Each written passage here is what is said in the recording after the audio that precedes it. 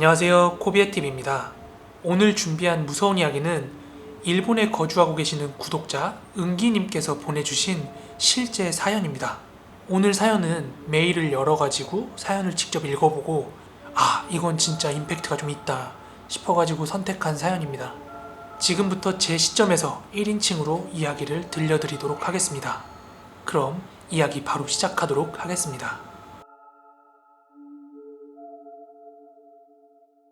저는 대학교 때부터 일본 취업을 준비하고 있어가지고 대학교를 졸업하자마자 취업을 하기 위해서 일본 오키나와에 오게 됩니다. 오키나와가 다른 지방 도시들과는 다르게 관광으로 굉장히 유명한 동네잖아요. 그리고 매스컴에서도 비춰질 때 주로 이제 관광지가 많이 비춰지다 보니까 이제 많은 여러분들께서 도시 지역이라고 많이 생각을 하시는데요. 사실 직접 살면서 마주하는 오키나와라는 곳은 약간 시골 도시에 가까운 느낌이에요.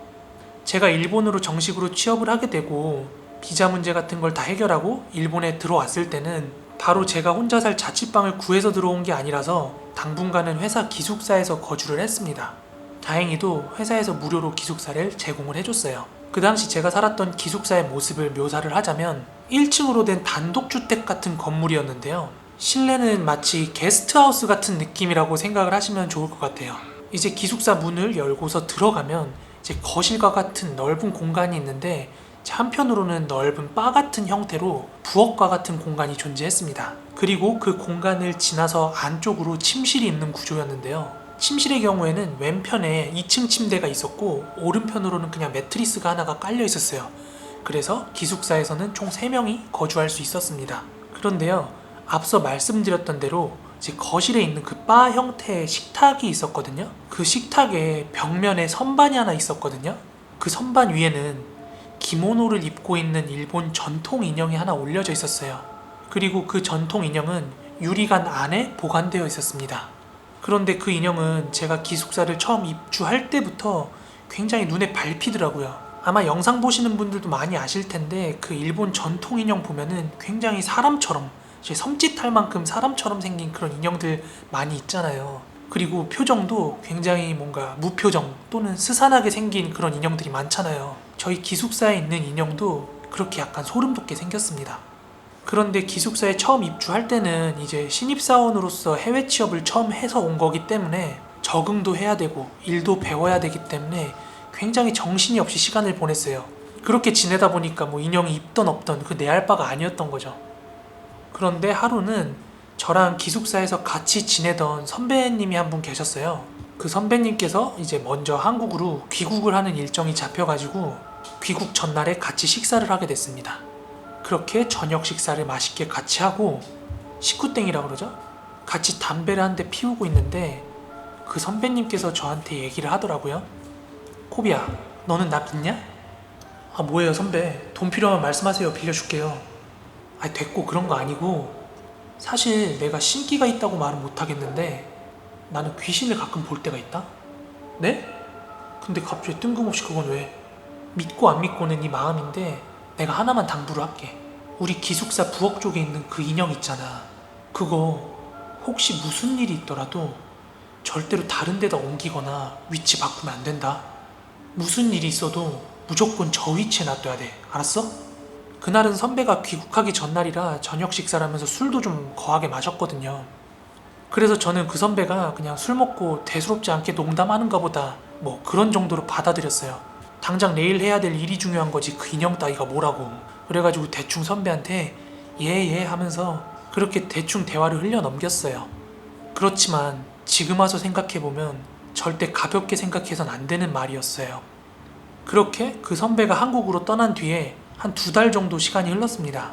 그 사이에 저희 회사 쪽에서도 채용 공고가 나갔고 저희 회사에서 사람을 채용하고 기숙사로 충원될 인원들이 늘어났기 때문에 회사에서는 기숙사 안쪽에 공간을 넓게 튼다고 하더라고요. 그렇게 내부를 대대적으로 공사를 하게 돼서 거실 한편에 있다고 했던 바와 같이 생긴 그 식탁이 철거가 됐어요. 그런데 당시 철거 작업을 하시던 일본인 분께서 그 부엌 쪽에 있는 인형을 들고 와서는 이 인형은 어디다 둘까요? 하고 물어보더라고요. 그래서 저는 한참 그 안쪽이 공사 중이니까 대충 비어있는 자리에다가 놔달라고 그렇게 부탁을 드렸습니다. 생각해보세요. 공사할 때 다 드러내고 뚝딱뚝딱 하고 시끄러운데 정신이 없으니까 선배랑 적당히 취해서 했던 얘기가 선명하게 막 기억이 날 리도 없고 뭐 아무튼 그렇게 공사가 진행이 됐어요. 그렇게 기숙사 공사가 마무리됐고 평소처럼 회사로 출근을 하려고 하는데 같이 사는 동료 직원이 갑자기 물어보더라고요. 야 얘들아, 너네 중에 인형 만진 사람 있어? 이거 인형 왜 머리가 돌아가 있냐? 정면을 보고 있어야 될 인형이 몸은 그대로인 채로 목만 180도 꺾여가지고 뒤를 보고 있는 거예요. 사실 그땐 누구도 건든 사람이 없었기 때문에 야 뭐 공사하다가 돌아갔나 보지 이러면서 그냥 대수롭지 않게 다들 그렇게 넘겼습니다. 그렇게 별일 아닌 것처럼 생각을 하고 출근을 했어요. 그렇게 사무실에 나가서 열심히 일을 하고 퇴근하고 기숙사로 돌아왔습니다. 그런데 먼저 퇴근해서 돌아온 형이 되게 심각한 표정으로 그 인형을 바라보고 있는 거예요. 형, 뭔 일 있어요? 하면서 형 옆으로 다가가서 그 인형을 봤는데 분명히 아침에 얼굴이 뒤로 돌아가 있던 인형이 다시 정면으로 얼굴이 돌아와 있는 거예요. 그런데 이야기 초반에 설명을 드렸잖아요. 그 인형이 유리관 안에 들어 있었어요. 그때부터 인형이 뭔가 평범한 인형은 아니구나 이런 생각이 들더라고요. 그런 와중에 나머지 룸메이트들도 이렇게 퇴근을 해서 기숙사로 돌아왔고 다 같이 모여서 누가 인형을 만졌냐, 누가 고개 돌려놨냐, 장난치지 마라 이러면서 막 언성이 높아지기 시작을 했어요. 그런데 그 정도 언쟁이 오고 갔으면 정말로 장난을 친 사람이 있었으면 내가 했다, 내가 했어 이런 식으로 자기가 했다고 말할 법도 한데 정말 그 누구도 인형을 만지지 않았다는 어리둥절한 표정이었거든요. 그제서야 한국으로 돌아갔던 그 선배가 했던 말이 선명하게 이제 기억이 납니다. 야, 무슨 일이 있어도 저 인형 위치 바꾸면 안 된다. 그렇게 그 이후에 딱 며칠에 한 번 이렇게 규칙적인 건 아니었는데 굉장히 불규칙하게 그 인형을 관찰할 때마다 고개 위치가 매번 그렇게 막 바뀌어 있는 거예요. 그래서 저를 비롯한 같이 사는 룸메이트들이 그 인형을 갖다 버리고 싶었는데 그렇게 쉽게 갖다 버리지 못했습니다. 왜냐하면 일본에 있는 회사다 보니까 저를 비롯해서 저희 기숙사에 있는 직원들도 이제 일본 직원들이랑 회식도 하고 뭐 이제 식사 자리도 가질 거 아니에요. 그때 저희 기숙사에 있는 그 인형 이야기를 했는데 일본에는 그런 게 있어요. 사물에도 영이 깃들기 때문에 함부로 갖다 버리는 거 아니라고요. 또 그런 물건들을 함부로 다루거나 함부로 만졌다가는 그 영들이 자기한테 붙을까봐 깨름칙한 것들도 있고 그렇게 일본 직원분들한테 그런 얘기도 막 듣고 하다 보니까 쉽사리 그 인형을 갖다 버리지 못하겠더라고요. 그리고 아직까지는 그 인형이 저희한테 무슨 피해를 주는 건 없었기 때문에 그냥 그 기숙사에 인형을 보존을 합니다. 그렇게 기숙사 생활을 해오다가 저만의 공간이 필요하다고 생각이 돼서 저는 기숙사를 나와서 따로 자취방을 구해 나왔습니다. 그렇게 제가 자취방을 구해가지고 나온 뒤에 한 수개월 정도 뒤에 회사에서 그 기숙사 부지를 처분을 하게 됐어요. 그래서 그 단층으로 이루어진 기숙사가 철거가 돼서 그 부지에는 아무것도 남지 않게 되었습니다. 그래서 저는 마음 한편으로 이제 그 인형과의 인연도 끝이구나 뭐 이렇게 생각을 하고 있었어요. 그렇지만 그건 저의 크나큰 착각이었습니다. 그렇게 자취방을 구해서 생활을 한 지 한 2년여 시간이 지났습니다. 그렇게 저는 인형을 까맣게 잊고 살고 있었어요. 그런데 어느 날이었습니다. 제가 퇴근을 하고 자취방으로 돌아가고 있었습니다. 그런데 그 자취방 건물 앞에는 쓰레기를 이제 분리수거해서 버리는 공간이 있거든요.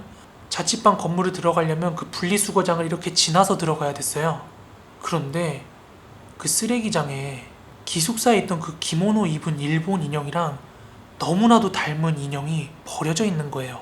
그것도 유리관에 담겨서 말이죠. 또 하필이면 그 인형이 버려져서 인형이 얼굴을 향하고 있던 방향이 제 쪽을 바라보고 있는 거예요. 그래서 그 순간 너무 겁도 먹었고 속으로 진짜 재수가 없네 이러면서 빨리 자취방으로 도망가듯이 들어갔어요. 그렇게 자취방에 들어와서도 기분이 굉장히 깨름칙하더라고요. 개운하지가 않았어요. 일본은 집 현관문 양쪽으로 작은 접시에 소금을 담아두는 그런 미신이 있어요. 그걸 일본말로 모리시오라고 하거든요. 그 소금이 집 안으로 들어오는 애군이나 귀신을 막아준다고 하는 그런 말이 있습니다. 그 당시 제가 임대 들어갔던 그 자취방에도 그 소금이 놓여 있었어요. 그런데 집에 들어오고 나서도 찝찝한 마음에 집에 있던 소금을 현관문 밖으로 한 번 더 갖다 뿌립니다. 그런데 그날 밤이었습니다. 그렇게 제가 할 수 있는 미신적인 행위는 다 했는데도 불구하고 가위에 눌렸습니다. 그런데 이전에도 가위를 몇 번 눌려봤기 때문에 가위 눌릴 때 저한테 다가오는 그 느낌을 알거든요. 그런데 그날 눌렸던 가위는 이게 보통 가위가 아니라는 게 직감적으로 느껴졌어요. 그렇게 자다가 가위에 눌렸는데 침대 옆으로 발자국 소리는 아니고 뭔가 옷을 끌면서 오는 소리가 슥슥 하면서 들려오는데, 여러분 영화 기담 아시죠? 거기에 나오는 엄마 귀신의 목소리로 말을 하는데요.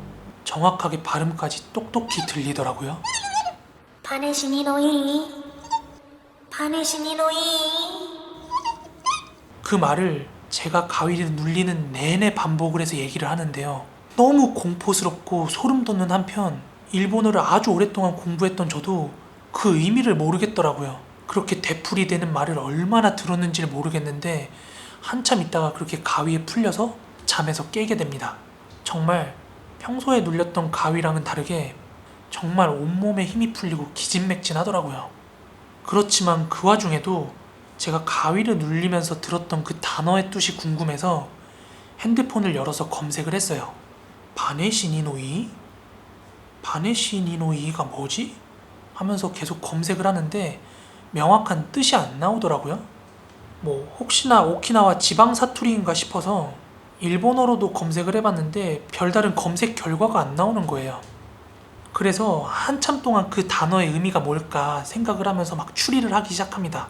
뭐 단어의 순서도 바꿔보고 막 이렇게 단어의 위치도 바꿔보면서 막 떠올리려고 하는데 도무지 말이 안 만들어지더라고요. 그러다가 문득 생각이 난 게, 귀신이 사람을 홀려서 놀릴 때는 행동을 거꾸로 하거나 말을 거꾸로 한단 말이 있잖아요. 그래서 그 각각의 단어를 거꾸로 해석을 해봤거든요. 바네시, 니노 이이, 이거를 각 단어를 뒤집어서 시네바 이이노니라는 문장이 되는 거예요. 그 퍼즐을 맞춘 순간 까무러치게 놀랍니다. 시네바 이이노니, 한글 뜻으로요, 죽었으면 좋겠어 라는 뜻이었습니다. 죽었으면 좋겠는데, 죽었으면 좋겠어, 죽었으면 좋겠는데, 죽었으면 좋겠어, 죽었으면 좋겠는데. 제가 가위를 눌리는 동안 그 귀신은 제 옆에서 계속 죽었으면 좋겠다고 되뇌었던 거예요. 소름 돋으면 닭살이랑 같이 막 털 바짝 서는 거 있죠. 온몸이 그렇게 털이 바짝 서면서 한기가 싸하게 올라오는 거예요. 그래서 다시 잠들면 뭔가 큰일 날 것 같아서 온 집안에 불을 다 켜고 음악도 크게 틀어놓고 그렇게 잠을 안 자려고 버티다가 어떻게 잠이 들었는지 모르겠는데 또 잠에 듭니다. 그렇게 잠에서 깨니까 창밖에서는 이제 해가 들어오고 있었고요. 또 여느 날과 마찬가지로 회사를 나가기 위해서 출근 준비를 하고 신발장에서 이제 막 신발을 신고 집을 나서려고 하는데, 제가 아까 말씀드렸던 현관에 있던 소금 있죠. 그 양쪽에 있는 소금 중에 한쪽에 있는 소금이 뭐에 탄 것 같이 검게 그을려 있는 거예요. 와, 진짜 너무 소름이 돋아서 그날 당장 소금을 새 것으로 다 갈아줬고요. 그 뒤로 지금까지 매일매일 소금을 갈아주고 있는데 다행히 그 뒤로는 가위를 눌린다던가 귀신을 보는 일은 없었습니다. 정말 제 인생에서 2번 다시 없을 소름 돋는 실제 경험담이었습니다.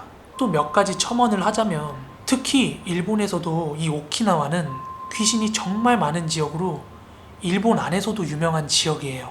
지역 자체가 섬이기 때문에 귀신들은 이제 물을 못 건너간다는 말이 있어요. 그래서 그 지역에서 죽은 억울한 귀신들이 이제 섬을 못 떠나고 맴돈다는 그런 얘기도 있습니다. 일본은 섬나라라 그런지 모르겠는데 참 그런 섬뜩한 괴담들이 많이 있어요. 자, 이제 원래 코비에스로 돌아와서 일본에도 참 그런 무서운 이야기들이 많은데요. 제가 다음에 기회가 되면 일본에서 떠도는 그런 무서운 이야기도 한번 공수를 해보겠습니다.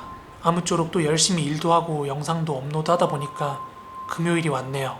시청해주신 모든 분들 즐거운 금요일 그리고 즐거운 주말 맞이하시고요. 저는 다음 영상에서 더 무서운 영상으로 인사드리도록 하겠습니다. 지금까지 코비의TV였습니다. 감사합니다.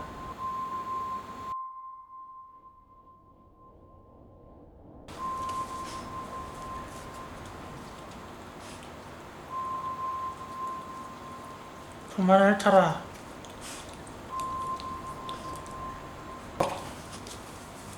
얘가 바로 바오 귀신입니다. 야야.